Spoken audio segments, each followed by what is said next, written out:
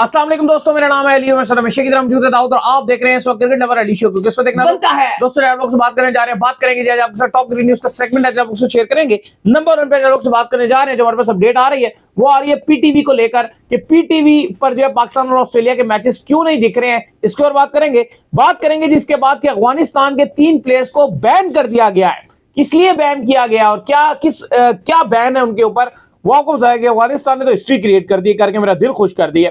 खैर, जिसके बाद जो हमें खबर आ रही है वो आ रही है इबादत हुसैन को लेकर। T20 वर्ल्ड कप के हवाले से अपडेट आ रही है, क्या आ रही है वो आपको बताएंगे। बात करेंगे असद अली ने बात की है पाकिस्तान और ऑस्ट्रेलिया को लेकर, उनका क्या कहना है वो आपसे बात करेंगे। और बात करेंगे इमाद वसीम को लेकर, जिन्होंने हिस्ट्री क्रिएट कर दी है T20 में, एक बड़ा रिकॉर्ड तोड़ दिया, प्रीमियम ग्रुप में शामिल हो गए हैं, वो क्या वो आपको बताएंगे। और बात करेंगे पाकिस्तान के तीनों प्लेयर इस वक्त कहां मौजूद हैं, एक हारिस रऊफ है, एक आपके उसामा मीर है, इमाद वसीम है, इकट्ठे मौजूद हैं, वो भी आपको बताएंगे। इंडिया का भी बुरा हाल है अफ्रीका में। तो अगर आप हमारे चैनल पर नए पहली बार आए, चैनल को आप भी सब्सक्राइब करें, साथ लेकर बेल आइकन बजाना। तो बात का आगाज करते हैं नंबर 1 खबर के साथ जो हमारे पास आ रही है। दाऊद साहब, पीटीवी के ऊपर जो है पाकिस्तान और ऑस्ट्रेलिया के मैचेस नहीं दिख रहे हैं। वजह यह बनी है कि इसलिए मैचेस जो है वो नहीं दिख रहे हैं कि सैरोगेट एडवर्टाइजिंग जो है वो रन कर रहे थे। इसके ऊपर जो है वो आपको पता है कि बैटिंग वेबसाइट्स की जो है वो चल रही थी, और पाकिस्तान में ये पॉलिसी आ गई है कि जीरो टॉलरेंस पॉलिसी है कि पाकिस्तान के नेशनल टीवी के ऊपर अब आप ये नहीं दिखा सकते, बैटिंग वेबसाइट किसी भी सूरत नहीं दिखा सकते। आप हमें कोई भी न्यूज का नाम लें, कुछ भी लें, सैरोगेट एडवर्टाइजिंग अब नहीं चलेगी। नहीं, जुए की कंपनी को अब आप प्रमोट नहीं कर सकते, स्पेशली सरकारी टीवी पे। ये मिनिस्ट्री ने एक्शन लिया था और बड़ा ही वेलकम एक्शन लिया था, क्योंकि हम हमेशा ये बात करते हैं कि हम आप कहने के उस तरह से तो नहीं है कि हम कोई अपने चैनल्स पर या अपने सोशल मीडिया पे टीवी वो मैचेस चलाते हो, हम तो बहुत छोटे और हमारे पर पाबंदी भी नहीं है, हम पर पाबंदी भी नहीं है ना, हम इस पे आते हैं, लेकिन हम एथिकली तौर पर ये समझते हैं कि जो हमारे व्यूअर्स हैं उनको हम जुए की तरफ प्रमोट नहीं कर सकते। इसलिए हम बड़ी बड़ी कंपनीज के, क्योंकि हम आपको इसलिए अक्सर बताते रहते हैं क्योंकि वो भी हमसे टाइम बाय टाइम, अब आप कराची किंग्स के जो स्पॉन्सर्स थे, लाहौर कलंदर के जो रोज ईमेल्स आती हैं, मुल्तान सुल्तान के जो स्पॉन्सर्स थे, जो कोटा ग्लैडिएटर के स्पॉन्सर थे, वो हमें लगातार हमसे राब्ता करते हैं, कभी इंस्टाग्राम पे करते हैं, कभी ईमेल करते हैं और हमें अच्छी से अच्छी ऑफर देते हैं ताकि हमारा भी दिल डोल जाए। लेकिन अल्लाह ताला ने अभी तक हमें पक्का किया हुआ है, और अल्लाह आगे भी जो है वो वही हमें हिदायत दे सकता है और हमें हिदायत भी दे कि हम आगे भी जो है वो अपने इस पॉलिसी के ऊपर जो है वो कायम रहे कि हम आपको जुए की तरफ। और दाऊद साहब, एक बड़ी बात यह है कि हमने ये स्टैंस बहुत पहले कर लिया हुआ, हमारा ये आज का स्टैंस नहीं है, क्योंकि जितने हमारे पुराने व्यूअर्स हैं इनकी आप पूरी लाइफ, मतलब जितना हमारे साथ टाइम इनका गुजरा है ना, आप उठा के देख लें, हमने कभी भी जुए की वेबसाइट को यहाँ पे प्रमोट नहीं किया।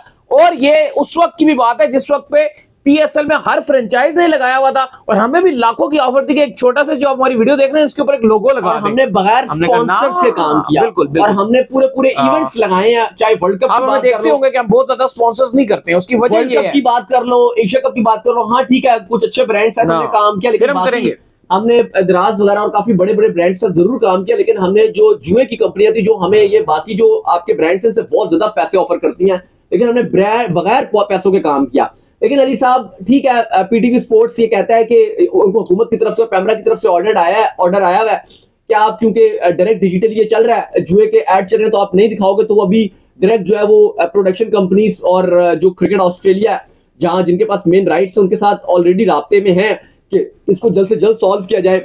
लेकिन फिलहाल जो नुकसान हो रहा है वो क्रिकेट फैंस से नुकसान हो रहा है, जो पाकिस्तानी फैंस है उनका नुकसान हो रहा है। वो पाकिस्तान और ऑस्ट्रेलिया का जो मैच है वो टीवी पर नहीं देख पा रहे, तो फिर ऐप्स को फायदा है। हाँ, ये इंतहाई जो है वो बुरी चीज है और इंतहाई अफसोस वाली बात है, लेकिन आई होप कि जल्दी इस पर काम किया जाए। देखो, अगर जो नॉर्मली है ना, ये चैनल्स कहीं भी नहीं चल रहे हो ना इधर उधर, पीटीवी जो है ना वो पाकिस्तान के कोने कोने में चलता है, किसी पहाड़ी इलाके में भी चलता है, हर जगह पे पीटीवी पहुंचता है। तो ये ना दिखाना फैंस को बहुत बड़ी, आप कह रहे हो जल्दी इस पर काम किया जाएगा और पीटीवी पाकिस्तान ऑस्ट्रेलिया तक की सीरीज आगे पाकिस्तान न्यूजीलैंड की सीरीज है वो बकायदा तौर पर मैच दिखा पाएगी। खैर, जिसके बाद हमारे पास अपडेट आ रही है वो आ रही है अफगानिस्तान के 3 प्लेयर्स को लेकर, जिसमें फारूकी हैं, नवीनुल हक हैं और मुजीब हैं।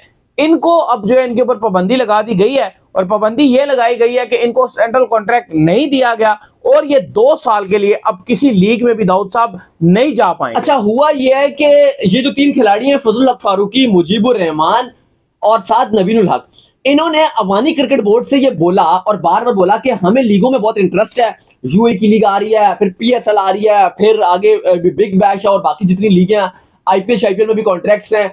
तो इन्होंने कहा कि हम भी चाहते हैं कि आप हमें अफगानिस्तान की जो एक सीरीज है उस पर हम खेलेंगे सारी सीरीज, लेकिन हमें सेंट्रल कॉन्ट्रैक्ट ना दिया जाए।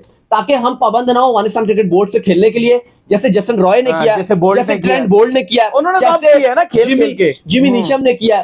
तो उन्होंने ये कहा कि हम भी जब हमारा दिल करेगा हम खेल लेंगे, लेकिन हम जो है वो अफगानिस्तान नहीं छोड़े क्रिकेट, लेकिन हम जो है ना वो लीगों को प्रेफरेंस देंगे। अफगानिस्तान क्रिकेट बोर्ड ने कहा तुम जरा इधर आओ ना, हम तुम्हें लीग खिलाते हैं।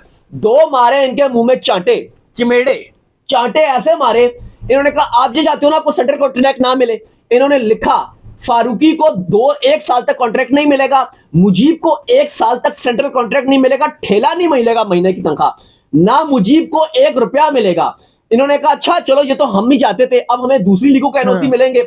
उन्होंने कहा वो 2 साल तक तुम लीग खेलने के लिए तरसोगे, तुम छोड़ो, तुम कहते हो ना ज्यादा लीगें खेलोगे, तुम एक भी लीग नहीं खेल सकते, चाहे पावे तुम रिटायर्ड हो जाओ, हम तुम्हें एनओसी नहीं देंगे। नहीं, ये बहुत बड़ी बात है और बहुत ही पॉजिटिव बात है। वजह यह है कि अफगानिस्तान की जो क्रिकेट है वो इस वक्त बुलंदियों पे चल रही है। अब अफगानिस्तान की क्रिकेट ने जो ऊपर उठना शुरू किया है, और ऐसे टाइम के ऊपर ऐसे गंदे अंडों को पकड़ लेना और उनके लिए दूसरों के लिए मिसाल कायम कर देना कि भाई देखो हमने इनको 2 साल के लिए लीग से रोक दिया है, तो आप भी अगर हमें आगे लीगों के बारे में इंसिस्ट करेंगे और बोलेंगे कि मैं लीग्स खेलना ज्यादा चाहता हूं, तो फिर हम आपको ही बैन कर देंगे। सैल्यूट है मेरा इसमें अफगानिस्तान। इतना अच्छा इकदाम कि हमारे क्या होता है, हमारे बड़ा आसान कल्चर है।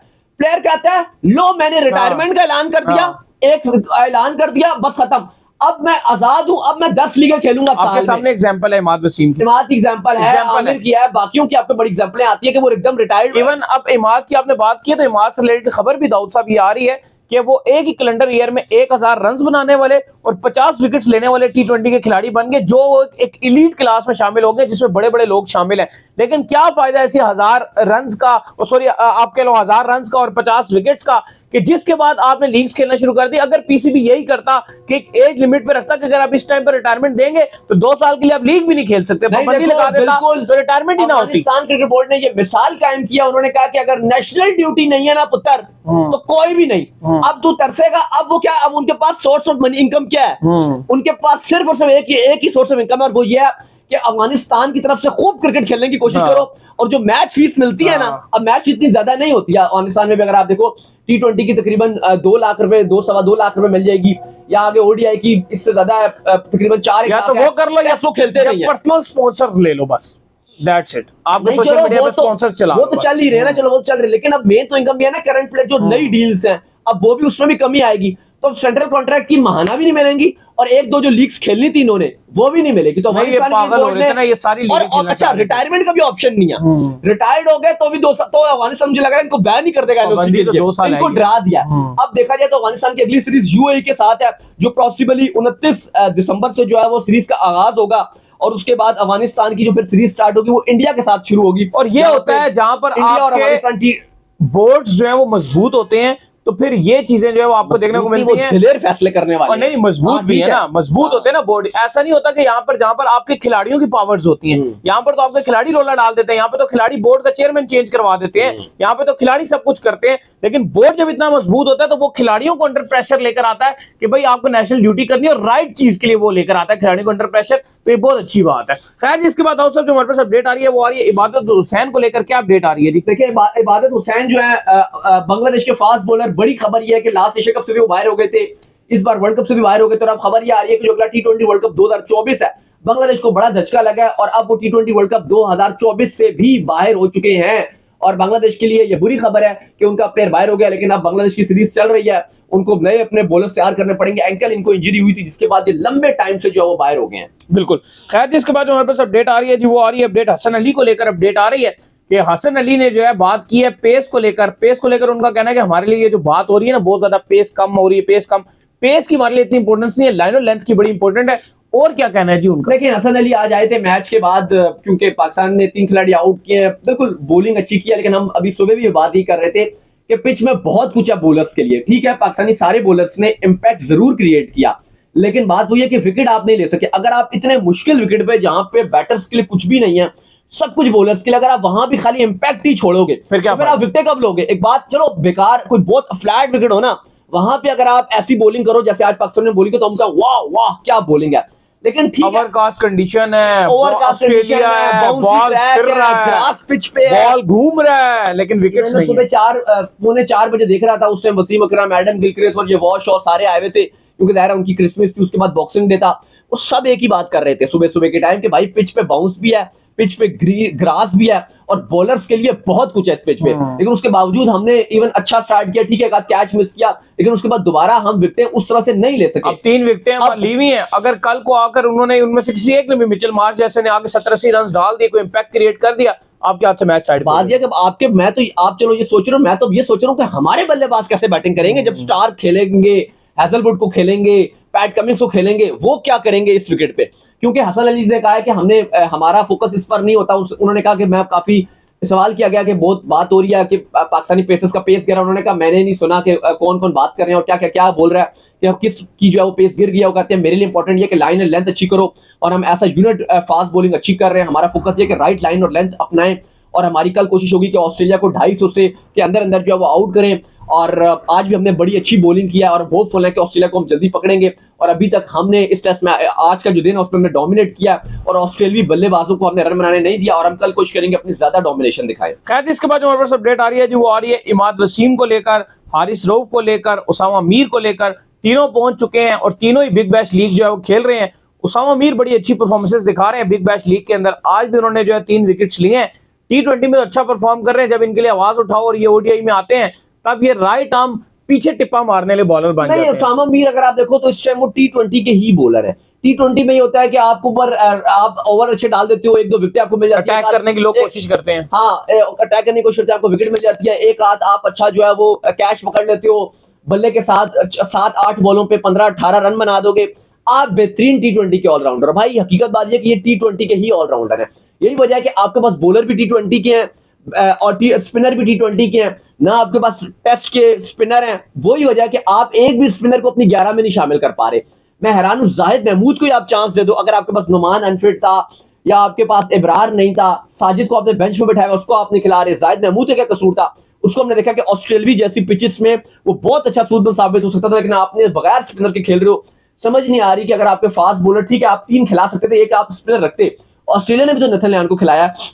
हायराज उसामा मीर ने 4 ओवर में 19 रन देकर 3 खिलाड़ी आउट किए, बिग बैश में अच्छी परफॉर्मेंस दिखाई। हारिस रऊफ ने 4 ओवर में 38 रन दिए, अलबत्ता थोड़े महंगे रहे, लेकिन 3 खिलाड़ी इन्होंने भी आउट किए। इमाद वसीम ने 4 ओवर में 34 रन दिए, लेकिन विकेट कोई भी नहीं ली। तो ये परफॉर्मेंस थी बिग बैश में पाकिस्तानी प्लेयर्स की। उम्मीद करते हैं आज का हमारा शो आपको आएगा पसंद आया। पसंद वीडियो को लाइक कीजिए, हमारे चैनल और इंडिया साउथ अफ्रीका का भी मैच चल रहा है अली साहब, बिल्कुल, और वो भी इस वक्त जो है वो हालात बहुत बुरे चल रहे हैं। इंडिया के भी हालात माड़े हैं। रबाडा ऑलरेडी 5 खिलाड़ी आउट कर चुके हैं, अभी तक जो है टी हो गया है और टी में इंडिया का 176 स्कोर है, 7 खिलाड़ी आउट हैं।